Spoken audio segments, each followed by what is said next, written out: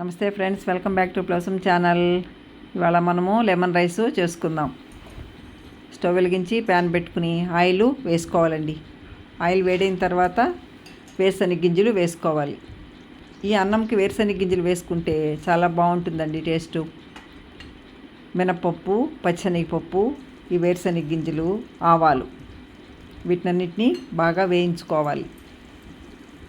మంచి కలర్ వచ్చేంత వరకు వేగాలండి ఈ పప్పులు. అప్పుడే బాగా ఉంటుంది కమ్మగా. కొద్దిగా జీలకర్ర, ఇవన్నీ బాగా వేగిన తర్వాత పచ్చిమిర్చి, ఎండుమిర్చి అండి రెండు వేసుకుంటే బాగుంటుంది. దంచి పెట్టుకున్న అల్లం వేస్తే కూడా మంచి టేస్టు ఉంటుందండి. కొద్దిగా పసుపు, కరివేపాకు,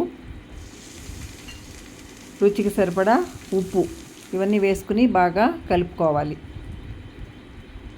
బాగా వేగిన తర్వాత మనం ఆల్రెడీ నిమ్మపండు రసము తీసి పెట్టుకున్నాము. స్టవ్ ఆపేసిందని ఇది వేసుకోవాలండి. ఆ వేడికే సరిపోతుంది.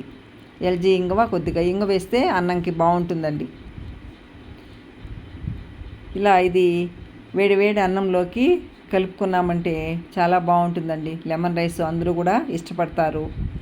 మనము అమ్మవారికి నైవేద్యంగా కూడా పెట్టచ్చు.